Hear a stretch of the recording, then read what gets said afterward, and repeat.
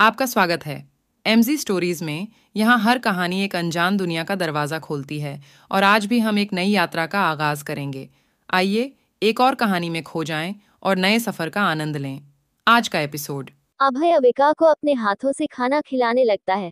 अविका अभय को इमोशनल होकर देखने लगती है।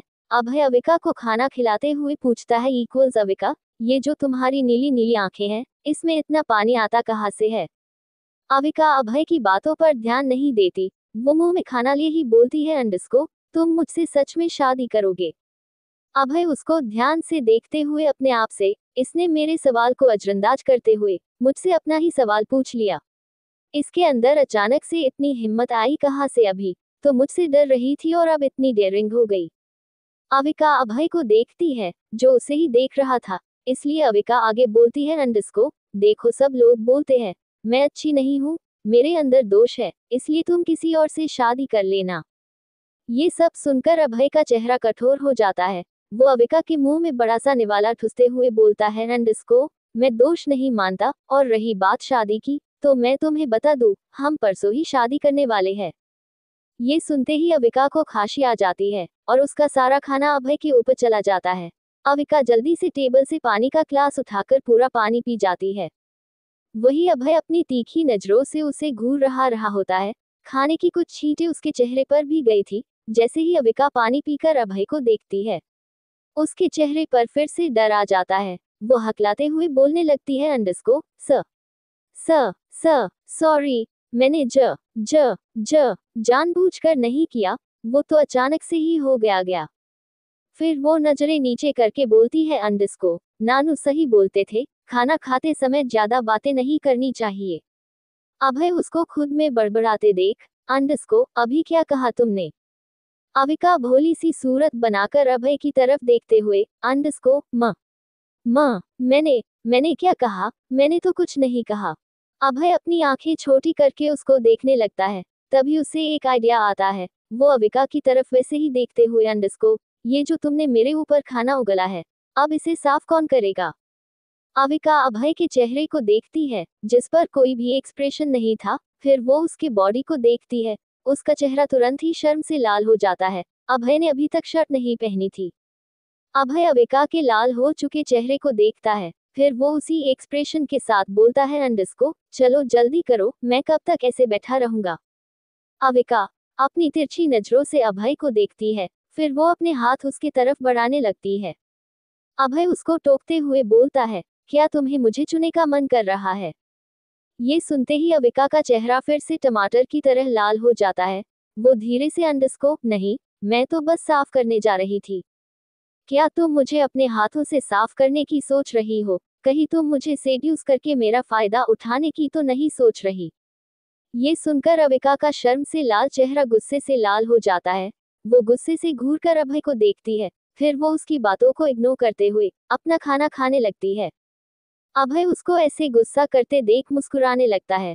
वो उसकी नाक को पकड़ते हुए बोलता है, नक्चरी बिल्ली। खुद के लिए नक्चरी बिल्ली सुनकर अविका मुंह बनाकर उसको देखने लगती है। अभय मुस्कुराए हुए वहां से उठकर वॉशरूम में चला जाता है और अविका अपना खाना खाने लगती है। अभय वॉशरूम से बाहर आते हुए देखता है, अविका अपने हाथों को अपने दुपट्टे से पोंछ रही है। उसको ऐसा करता देख अभय अपनी तेज आवाज में बोलता है, तुम ये क्या कर रही हो? अविका उसको कंफ्यूज होकर देखने लगती है, जैसे पूछ रही हो, मैं क्या कर रही हूँ? अभय अविका के पास आकर उसके हाथों की तरफ इशारा करते हुए अंडस्को, ये तुम क्या कर रही हो? अविका पहले अपने हाथों की तरफ देखती है। फिर वो अभय को देखते हुए बोलती है, दिखाई नहीं दे रहा, मैं अपना हाथ साफ कर रही हूँ। ये सुनकर अभय गुस्से से बोलता है, क्या कहा तुमने? अविका को एहसास होता है कि उसने कुछ गलत बोल दिया है। इसलिए वो अपनी बातों को सही करते हुए बोलती है अंडस्को, अरे मैं तो बस अपने हाथों को पोंछ रही थी। अभय अपनी आईब्रो उठाकर अविका को देखते हुए सोचता है, अभी एक दिन भी नहीं हुआ और ये मुझे उल्टा जवाब देने लगी। अविका अभय से अपनी क्यूट आवाज में बोलती है, मुझे नींद आ रही है। अभय अंडस्को, बेड पर सो जाओ। अविका अंडस्को, फिर तुम कहाँ सोओगे? अभय अंडस्को, मुझे कुछ काम है, इसलिए मैं बाहर जा रहा हूँ, मैं वही सो जाऊंगा। अविका खुश होते हुए अंडस्को, ओके, और वो बेड की तरफ जाने लगती है। वो बेड पर बैठते हुए जैसे ही अपने पैरों को ऊपर करती है, अभय का चेहरे पर गुस्से और केयर के मिक्सड एक्सप्रेशन आ जाते हैं। अविका ब्लैंकेट से खुद को कवर करने ही जा रही थी, तभी अभय बोलता है अंडस्को रुको, और वो उसके पास जाकर उसके पैरों को देखने लगता है। अविका अभय से, क्या हुआ? अभय अविका से, तुम्हें ये चोट कैसे लगी? अविका, ये चोट, शायद ये मुझे भागते हुए लगी होगी। अभय अंडस्को, तुम्हें भागते हुए चोट कैसे लग सकती है? क्या तुमने स्लीपर नहीं पहनी थी? अविका हंसते हुए अंडस्को, वो चप्पल तो दौड़ते हुए ही टूट गई थी, इसलिए मैंने उसे रास्ते में ही देख दिया। अभय हैरान हो जाता है। वो पूरे रूम में अविका की स्लीपर ढूंढने लगता है पर उसे कोई स्लीपर नहीं मिलता। फिर वो खुद से ही अंडस्को, क्या ये पूरे रास्ते बिना स्लीपर के ही भाग रही थी, और मैंने भी इसके पैरों की तरफ नहीं देखा, ऐसा कैसे हो सकता है? अविका अभय से, तुम फिक्र मत करो, ये छोटी सी चोट है, अपने आप ठीक हो जाएगी। अभय अविका से कुछ नहीं कहता। वो वहां से उठकर रूम में कुछ ढूंढने लगता है, पर उसे नहीं मिलता, इसलिए वो रूम से बाहर चला जाता है। अविका अभय को रूम से बाहर जाता देखती है, फिर वो ब्लैंकेट ओढ़कर लेट जाती है। वो आज बहुत ज्यादा थक गई थी। बेड पर लेटते ही उसे नींद आ जाती है। अभय कुछ समय बाद अपने हाथ में फर्स्ट बॉक्स लेकर रूम में आता है। वो देखता है अविका बच्चों की तरह सिकुड़कर सो रही थी। शायद उसे ठंड लग रही थी, इसलिए अभय एसी की स्पीड कम कर देता है। वो बेड के पास आकर अविका के पैर से ब्लैंकेट उठाकर उसके पैरों पर ऑइंटमेंट लगाने लगता है। वो उसके पैरों पर बैंडेज भी कर देता है। अविका इतनी गहरी नींद में थी, उसे कुछ महसूस ही नहीं होता। अभय उसको ब्लैंकेट से कवर करके उसके फहद पर किस करता है, फिर वो रूम से निकल जाता है। विला के दूसरे हिस्से में राघव पूरी टीम के साथ वहां आ गया था। उनकी टीम में 6 लोग थे, जिसमें 2 लड़कियां थी। वो सब वहां सोफे पर बैठे अभय का वेट कर रहे थे। कुछ समय बाद ही अभय वहां आ जाता है। उसको देखते ही सब खड़े हो जाते हैं। अभय एक रूम में जाकर अपनी चेयर पर बैठ जाता है। कुछ समय पहले को उसके चेहरे पर को प्यार और मुस्कान दिख रही थी, अब वो गायब हो चुकी थी। इस वक्त अभय के फेस पर कोई एक्सप्रेशन नहीं था। राघव के साथ सब रूम में आ जाते हैं। अभय सबकी तरफ देखता है, फिर वो सबसे बोलता है अंडस्को, परसों मेरी शादी है। ये सुनकर सबका मुंह हैरानी से खुल जाता है। अभय आगे बोलते हुए, राघव कल मुझे अविका के बारे में सारी डिटेल चाहिए। राघव अंडस्को, ऑक बॉस। रमन और श्वेता अंडस्को, शादी की तैयारियों की सारी जिम्मेदारी तुम दोनों की है। शादी इसी विला में होगी, इसलिए इस विला को अच्छे से सजा देना। रमन और श्वेता अंडस्को, ऑक बॉस। अजय अंडस्को, तुम इस बात का पूरा ध्यान रखोगे कि किसी को भी इस बारे में भनक नहीं लगना चाहिए। अजय अंडस्को, ऑक बॉस।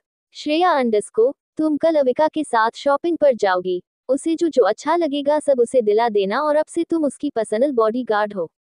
श्रेया अंडस्को, ओके के बॉस। एक बात और, सुबह उसके लिए कुछ कपड़े भी लेते आना। श्रेया अंडस्को, जी बॉस। अब तुम सब जा सकते हो। राघव और गौरव तुम दोनों यहीं रुको। सबके चले जाने के बाद अभय दोनों से बसने से बात करने लगता है। मुंबई के एक 3 BHK फ्लैट में 4 लोग अपने घुटने पर बैठे हुए अपने सामने सोफे पर बैठे आदमी डरते हुए देख रहे हैं। चारों का शरीर डर से कांप रहा है। सोफे पर बैठे आदमी के पीछे कुछ लोग खड़े हैं।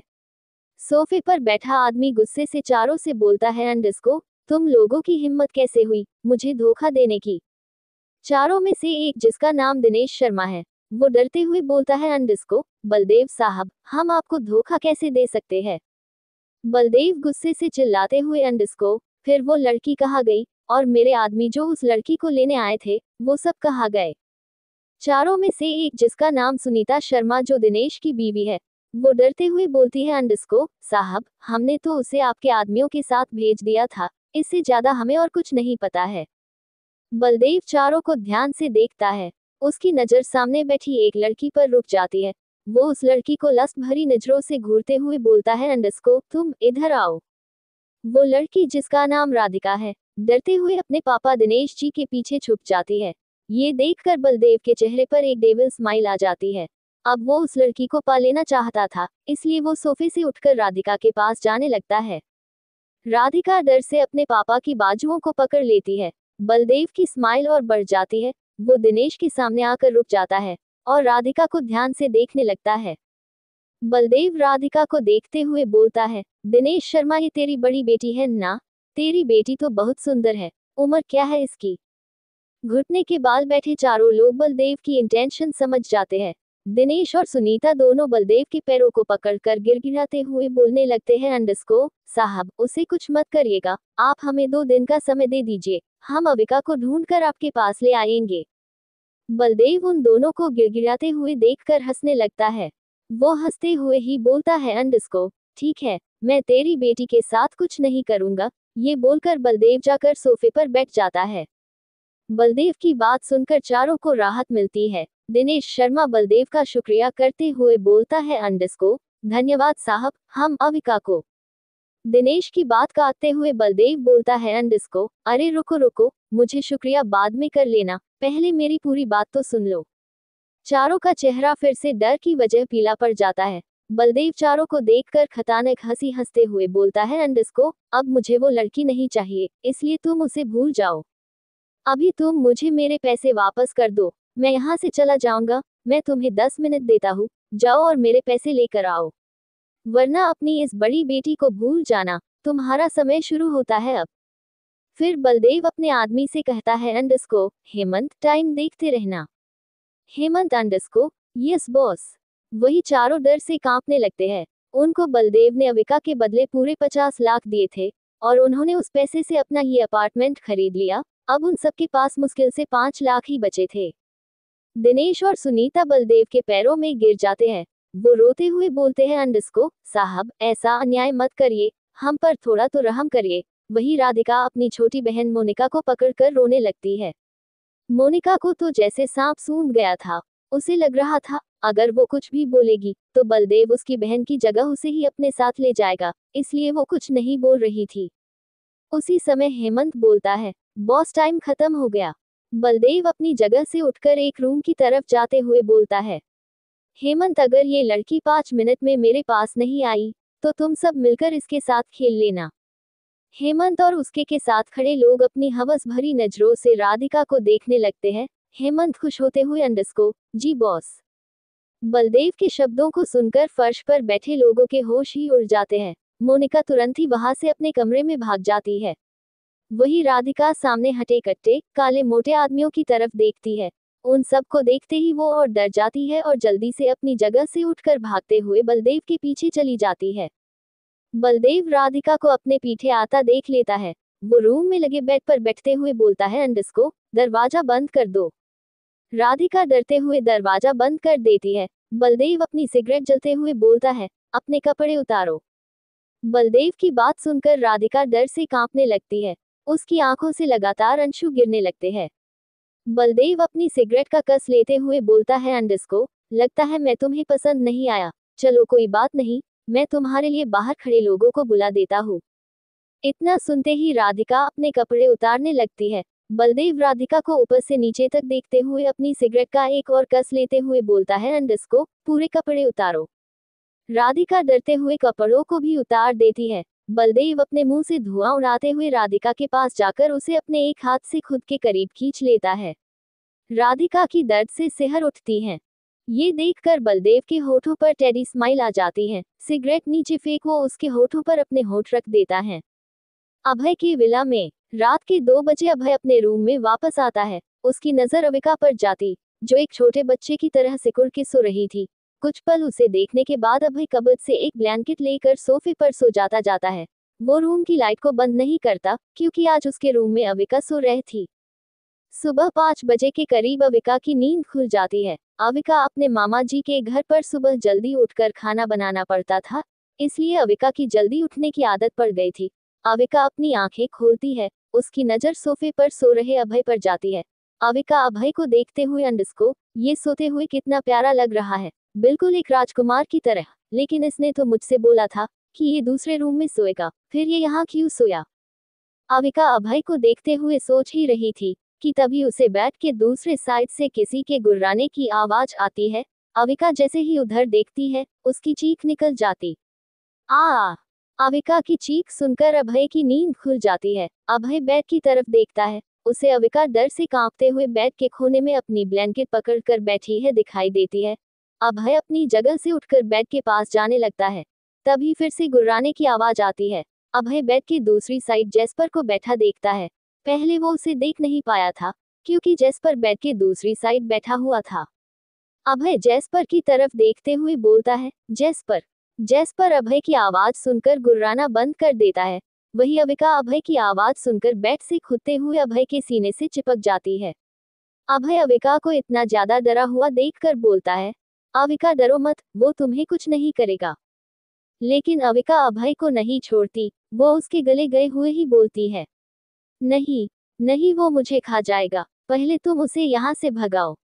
अभय अविका के सिर को सहलाते हुए अंडस्को, ठीक है, मैं उसे यहाँ से भागा देता हूँ। फिर अभय जेस्पर की तरफ देखकर बोलता है, अंडस्को, जेस्पर।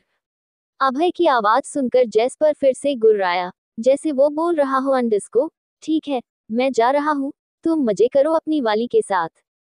वही अविका जेस्पर के गुर्राने से और डर जाती है, इसलिए वो अभय को और जोर से पकड़ लेती है। जेस्पर के चले जाने के बाद अभय अविका के सिर को सहलाते हुए बोलता है, अविका, वो चला गया। अभय की बात सुनकर अविका धीरे से अभय से अलग होते हुए अभय की बाजुओं को पकड़ लेती। उसे अभी भी जेस्पर से डर लग रहा था। वो पूरे रूम को अच्छे से देखने लगती है। जब उसे जेस्पर रूम में नहीं दिखता तब वो अभय का हाथ छोड़ देती है।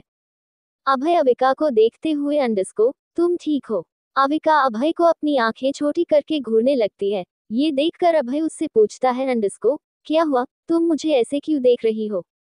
अविका अभय को घूरते हुए ही बोलती है, अंडस्को, तुम मुझे यहाँ अपने टाइगर का खाना बनाकर लाए हो ना?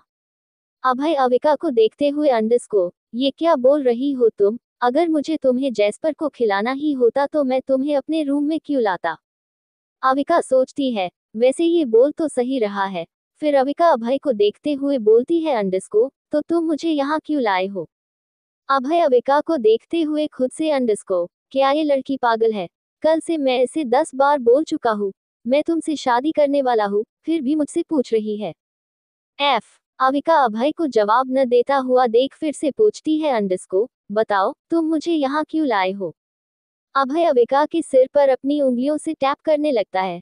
ये देखकर अविका उससे पूछती है, अंडस्को, तुम मेरे सिर पर क्यों मार रहे हो?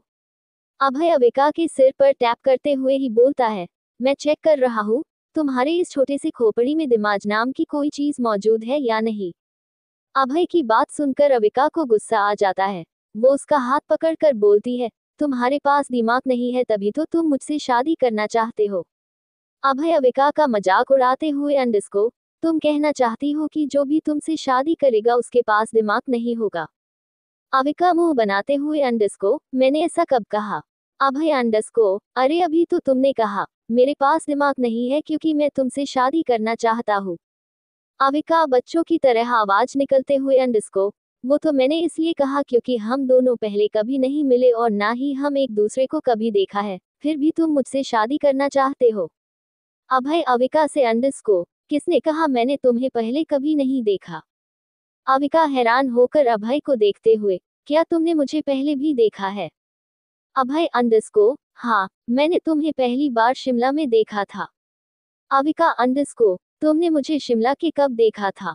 अभय अविका की तरफ देखकर स्माइल करते हुए, अंडस्को, मैंने तुम्हें 3 महीने पहले शिमला की सड़क पर एक छोटे से बच्चे से आइसक्रीम के लिए बहस करते हुए देखा था। ये सुनकर अविका का चेहरा शर्म से लाल हो जाता है। अभय उसके चीक्स को अपनी उंगली से दबाते हुए पूछता है, अंडस्को, वैसे तुम उस बच्चे से एक आइसक्रीम के लिए क्यों लग रही थी?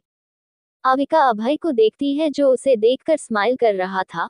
फिर वो इधर उधर देखते हुए, अंडस्को, वो उस बच्चे ने मेरी आइसक्रीम गिरा दी थी। आइसक्रीम मेरी फेवरेट है और मैंने 6 महीने से आइसक्रीम नहीं खाई थी। उस दिन मुझे सड़क पर 10 रुपए गिरे हुए मिले थे, मैंने उससे आइसक्रीम खरीदी थी लेकिन उस बच्चे ने वो भी गिरा दी। ये बोलते हुए उसकी आंखों से अंशु गिरने लगे। अभय अविका की बात सुनकर हैरान हो जाता है। वो सोचने लगता है, क्या इसके पास इसी क्रीम खाने के लिए भी पैसे नहीं थे? अभय अविका के आंसुओं को पूछते हुए, इसमें रोने वाली कौन सी बात है? मैं तुम्हें सब कुछ ला कर दूंगा, जो भी तुम्हें चाहिए होगा। अविका अपनी आंखें ब्लिंक करते हुए अभय को देखने लगती है। वो अभय से, अंडस्को, क्या सच में तुम मुझे वो सब दोगी जो मैं तुमसे मांगूंगी? अभय हामी भरते हुए हाँ, पर पहले तुम्हें मुझसे शादी करनी होगी। अविका अभय को देखते हुए, तुम मुझसे शादी क्यों करना चाहते हो? अभय क्योंकि तुम मुझे पसंद हो। अविका लेकिन मामी तो कहती थी मैं अपसगुनी हूँ और मेरे अंदर दोष है, इसलिए मुझसे कोई शादी नहीं करेगा। अभय अब तुम अपनी मामी और उनकी बातों को भूल जाओ, ये दोष वोश कुछ नहीं होता और मैं हूं ना तुमसे शादी करने के लिए। अविका उदास होते हुए लेकिन मेरे पास तो कुछ नहीं है, ये कपड़े भी मोनिका के हैं, तो मैं तुमसे शादी कैसे करूंगी? अभय तुम ये सब भूल जाओ, आज तुम श्रेया के साथ शॉपिंग करने चले जाना, वहां तुम्हें जो जो पसंद आएगा तुम वो सब खरीद लेना। अविका खुश होते हुए, सच्ची? अभय हाँ में सिर हिलाते हुए हम। अविका लेकिन ये श्रेया कौन है? अभय वो तुम्हारी बॉडीगार्ड है, अब से जब भी तुम कहीं जाएगी वो तुम्हारे साथ जाएगी। अविका की आंखें हैरानी से बड़ी हो जाती है, वो हकलाते हुए बोलती है बॉडीगार्ड, वो भी मेरी? अभय हम। अविका लेकिन मुझे कोई बॉडीगार्ड नहीं चाहिए। अभय हाँ मुझे पता है तुम्हें बॉडीगार्ड नहीं चाहिए, लेकिन सोचो अगर तुम्हारी मामी और मामा जी फिर से पकड़ कर ले जाएंगे तो तुम क्या करोगी? इसलिए तुम श्रेया को अपने साथ रखना। अविका लेकिन वो भी तो एक लड़की है, वो मुझे कैसे बचाएगी? अभय वो तुम्हें बचा लेगी, उसने फाइटिंग की ट्रेनिंग ली है। अविका फिर से कुछ बोलने जा रही थी, तभी दरवाजे पर जैस्पर आकर गुर्राता है। अविका जैस्पर को देखकर डर जाती है, वो अभय के पीछे छुपते हुए उसकी शर्ट को पकड़ लेती है। अभय जैस्पर को देखता है, फिर वो अविका से बोलता है अविका तुम डरो मत, वो तुम्हें कुछ नहीं करेगा, वो यहीं पर रहता है, तुम चाहो तो उससे दोस्ती कर सकती है। अविका अभय के पीछे से झांकते हुए जैस्पर को देखती है, फिर वो डरते हुए बोलती है नहीं, मैं इस बाघ का चेहरा टाइगर से दोस्ती नहीं करूंगी, ये मुझे खा जाएगा। अभय अविका को आगे करते हुए वो तुम्हें नहीं खाएगा। अविका डरते हुए नहीं नहीं, ये मुझे खा जाएगा। अभय अविका को अपनी बाहों में पकड़कर जैस्पर को बुलाते हुए जैस्पर कम हियर। जैस्पर अभय के पास आने लगता है। अविका जोर से चिल्लाते हुए नहीं नहीं, दूर रहो, मेरे पास मत आना, तुम उसे क्यों बुला रहे हो, वो मुझे खा जाएगा। जैस्पर अभय के सामने आकर रुक जाता है, आपकी अपनी आंखें बंद करके अभय के सीने में छिप जाती है। जैस्पर गुर्राते हुए अविका को अपनी मौजूदगी का एहसास दिलाता है। जैस्पर की गुर्राने की आवाज पास से सुनकर अविका जोर से चिल्लाती है आए बचाओ बचाओ मुझे, ये मुझे खा जाएगा, प्लीज कोई बचाओ। अविका के चीखने की आवाज पूरे विला में गूंज जाती है। लिविंग रूम में काम कर रहे सर्वेंट अभय के रूम की तरफ हैरानी से देखने लगते हैं। वही रूम में अभय अविका को देखते हुए चुप, एकदम चुप, अब से एक भी आवाज बाहर नहीं आनी चाहिए। अभय की डांट सुनकर अविका चुप हो जाती है, उसकी आंखों में आंसू आ जाते हैं, लेकिन वो अभय को नहीं छोड़ती कि वो अभी भी जैस्पर दोनों के सामने था।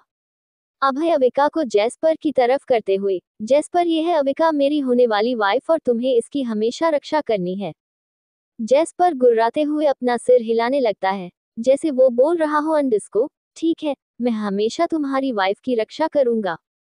फिर अभय अविका की तरफ देखता है तो डरते हुए जैस्पर को देखने लगती है।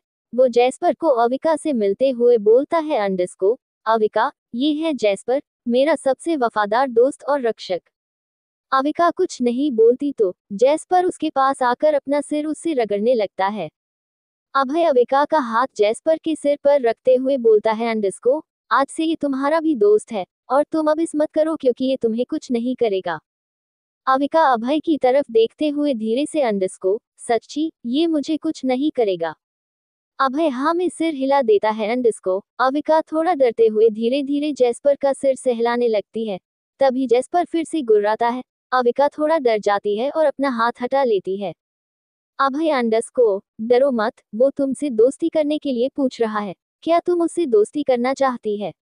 अविका अभय से क्या ये सच में मुझसे दोस्ती करना चाहता है? अभय हाँ। अविका जैस्पर की तरफ देखते हुए अपना हाथ आगे बढ़ाती है, उसका हाथ कांप रहा होता है। वो जैस्पर से मेरा कोई दोस्त नहीं है, क्या तुम मेरे दोस्त बनोगे? जैस्पर गुर्राते हुए अविका के हाथों को अपने सिर से सहलाने लगता है। अविका खुश होते हुए अभय से तुमने देखा, इसने मुझसे दोस्ती कर ली, ये अब हम दोस्त हैं। ये बोलते हुए अविका जैस्पर के सिर को सहलाने लगती है। अविका को जैस्पर के बालों को सहलाना अच्छा लग रहा था, क्योंकि वो सॉफ्ट थे। अविका जैस्पर से जैस्पर, तुम्हारे बाल तो बहुत मुलायम है, तुम कौन सा शैम्पू यूज करते हो? सुबह के 6:30 बजे अविका को जैस्पर के बालों को सहलाना अच्छा लग रहा था, क्योंकि वो सॉफ्ट थे। अविका जैस्पर से जैस्पर, तुम्हारे बाल तो बहुत मुलायम है, तुम कौन सा शैम्पू यूज करते हो? अविका की इस बात पर जैस्पर जोर से दहाड़ता है। ये देखकर अविका 2 कदम पीछे लेते हुए अभय की बाजू पकड़ लेती है। वो अभय को देखते हुए बोलती है, लगता है जैस्पर को मैं अच्छी नहीं लगी। अभय अविका के बालों को पीछे करते हुए, तुम उसे पसंद हो, तभी तो उसने तुमसे दोस्ती की। अब वो बोल तो सकता नहीं, इसलिए वो ऐसे ही रिप्लाई करता है। अभय की बात सुनते हुए अविका अपना सिर हाँ में हिलाते हुए जैस्पर को देखने लगती है, फिर वो उसके पास चली जाती है। अभय अविका को देखता है, जो अब जैस्पर से अब डर नहीं रही थी, इसलिए वो वहां से वॉशरूम में फ्रेश होने के लिए चला जाता है। दिनेश शर्मा के अपार्टमेंट में राधिका रूम में ब्लैंकेट ओढ़े बेड पर टेक लगाकर बैठी हुई थी। उसकी आंखों से अब एक भी आंसू नहीं निकल रहा थी, वो किसी गहरी सोच में लग रही थी। उसी बेड पर मोनिका और सुनीता जी भी बैठी है। उसके डैड बेड के सामने खड़े हैं। सबके चेहरे पर राधिका के लिए सहानुभूति नजर आ रही है। सुनीता जी अपनी बेटी को सांत्वना देते हुए, राधिका, सब ठीक हो जाएगा बेटा, तू अपना मन छोटा मत कर। मोनिका थोड़ा गुस्सा करते हुए, ये सब उस अविका की वजह से हुआ है। अगर वो उस दिन नहीं भागती तो ये सब होता ही नहीं, सब उसी की गलती है। सुनीता जी, तू सही कह रही है, ये सब उसकी वजह से ही हुआ है। आज उसकी वजह से मेरी फूल जैसी बेटी की ये हालत हो गई। बस एक बार वो मुझे मिल जाए, मैं उसकी जिंदगी नर्क से भी बदतर बना दूंगी। मोनिका अपनी माँ की बातों में हामी भरते हुए, सही कहा मॉम आपने, इस बार तो वो बच गई, लेकिन अगली बार नहीं बचेगी। दिनेश जी को अपनी बेटी की हालत देखी नहीं जा रही थी, इसलिए वो रूम के बाहर चले गए।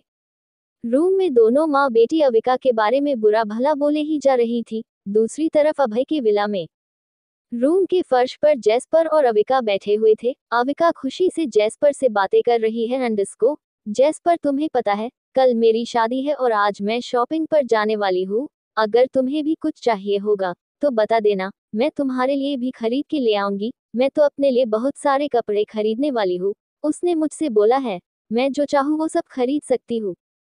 अभय वॉशरूम के दरवाजे पर टेक लगाए हुए खड़ा था।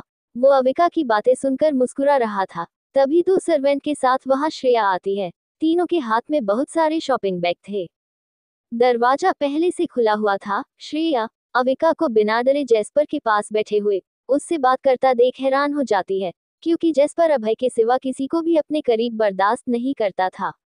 अभय की नजर अविका पर थी और अविका जैस्पर को अपनी बातें बताने में बिजी थी, इसलिए दोनों का ही ध्यान दरवाजे पर नहीं जाता। जैस्पर दरवाजे की तरफ देखकर दहाड़ने लगता है। जैस्पर को दहाड़ता देख अविका उससे, क्या हुआ, क्या तुम्हें भी कुछ चाहिए? अभय जैस्पर के दहाड़ने की वजह समझते हुए वो श्रेया और उसके साथ खड़े 2 सर्वेंट को देख लेता है। वो उन सबको देखते हुए अंदर आ जाओ। अभय की आवाज सुनकर अविका की नजर भी दरवाजे पर जाती है। श्रेया जैसे ही रूम में अपना पहला कदम रखती है, जैस्पर गुर्राते हुए अपनी जगह से उठ जाता है। जैस्पर किसी को भी अभय के रूम में नहीं आने देता था। कमरे की सफाई भी तभी हो पाती थी जब जैस्पर विला के दूसरे हिस्से में होता था। जैस्पर को दहाड़ते देख श्रेया और उसके साथ आए सर्वेंट डर जाते हैं और तुरंत ही अपना कदम पीछे लेते हुए दरवाजे से बाहर जाकर खड़े हो जाते हैं। अभय जैस्पर को शांत कराने के लिए कुछ बोल पता, उससे पहले अविका बोल पड़ती है, तुम लोग डरो मत, जैस्पर तुम्हें कुछ नहीं करेगा। फिर वो जैस्पर के सिर को सहलाते हुए बोलती है, जैस्पर तुम शांत हो जाओ, देखो सब तुमसे डर रहे हैं। जैस्पर अविका के शांत कराने से शांत हो जाता है। ये देखकर श्रेया और सर्वेंट हैरान हो जाते हैं। अभय भी ये देखकर काफी हैरान था। आज तक अभय के सिवा जैस्पर किसी की भी बात नहीं सुनता था। श्रेया और सर्वेंट कमरे के अंदर आ जाते हैं। श्रेया अभय से, बॉस, मैं मैडम की जरूरत का सभी सामान ले आई। अभय बिना किसी एक्सप्रेशन के, फिर वो सोफे की तरफ इशारा कर देता है। श्रेया और सर्वेंट सारा सामान रूम में लगे सोफे पर रखकर चले जाते हैं। अविका बैग्स को देखते हुए क्रायोसिटी के साथ पूछती है अंडरस्को, इसमें क्या है? अभय अविका को देखते हुए अंडरस्को, खुद ही देख लो। अविका सोफे के पास आकर शॉपिंग बैग से सामान निकालने लगती है। शॉपिंग बैग में अविका के लिए अंडरस्को कपड़े, slipper, hand purse, bracelet, watches, toothbrush, face wash के अलावा मेकअप के सभी चीजें थी। अविका ये सब देखते हुए हैरानी के साथ अभय से पूछती है अंडरस्को, ये सब किसके लिए है? अभय अंडरस्को, ये सब तुम्हारे लिए। अविका ये सुनकर खुश हो जाती है। वो सभी चीजें दोबारा से देखते हुए अंडरस्को, क्या तुम सच बोल रहे हो? ये सब मेरे लिए है। अभय अंडरस्को, हाँ, जाओ अब जाकर फ्रेश हो जाओ। अविका कपड़े और टूथब्रश लेकर वॉशरूम में चली जाती है। अभय अपना फोन लेकर रूम से बाहर निकल जाता है। उसके पीछे पीछे अभय भी जाने लगता है। कुछ समय बाद विला के दूसरे हिस्से में अभय एक चेयर पर बैठा हुआ था। उस वक्त उसका चेहरा पूरी तरह से कोल्ड और कठोर लग रहा था। उसके सामने राघव खड़ा था। राघव के हाथ में एक ब्लू कलर की फाइल थी। अभय राघव से अंडरस्को, बोलो। राघव अविका के बारे में बताना शुरू करता है। अंडरस्को, बॉस, मैडम जब 5 साल की थी तभी उनके मॉम डैड की डेथ एक कार एक्सीडेंट के दौरान हो गई। मैडम के डैड की फैमिली ने उन्हें अनाथ आश्रम में भेज दिया, लेकिन उनके नाना महेंद्र शर्मा उन्हें अपने साथ शर्मा निवास ले गए। 2 साल पहले महेंद्र शर्मा की डेथ हो गई। उस वक्त मैडम अपनी ग्रेजुएशन के दूसरे साल में थी।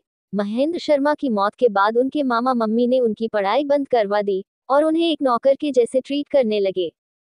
1 महीने पहले सक्सेना फैमिली शिमला से मुंबई शिफ्ट हो गई। वो लोग 1 हफ्ते तक रेंट पर रहे। फिर उन्होंने मैडम को 50,000 लाख में आपके कजन ब्रदर बलदेव मिश्रा को। इतना बोलकर राघव चुप हो जाता है। राघव ने अपने हाथ में ली फाइल टेबल पर रखते हुए बोलता है, अंडरस्को, बॉस, इसमें मैडम की सभी डिटेल है। राघव की बातें सुनकर अभय की आंखें लाल हो गई थी और वो बहुत ही डरावना लग रहा था। उसने टेबल से फाइल लेकर उसे एक बार पूरा देखा और कुछ समय बाद वो उस रूम से निकलकर विला के पहले हिस्से की तरफ आने लगा। गाइस, नेक्स्ट एपिसोड का टारगेट 100 है। जैसे ही 100 लाइक्स हो जाएंगे नेक्स्ट एपिसोड आ जाएगी, इसलिए लाइक करना ना भूले। और ऐसे ही और भी मज़ेदार कहानियों को सुनने के लिए इस चैनल को सब्सक्राइब कर ले और बेल आइकॉन को भी ऑल पे सेट कर ले, जिससे कि आपको तुरंत लेटेस्ट एपिसोड की नोटिफिकेशन मिल जाएगी। Thanks for watching.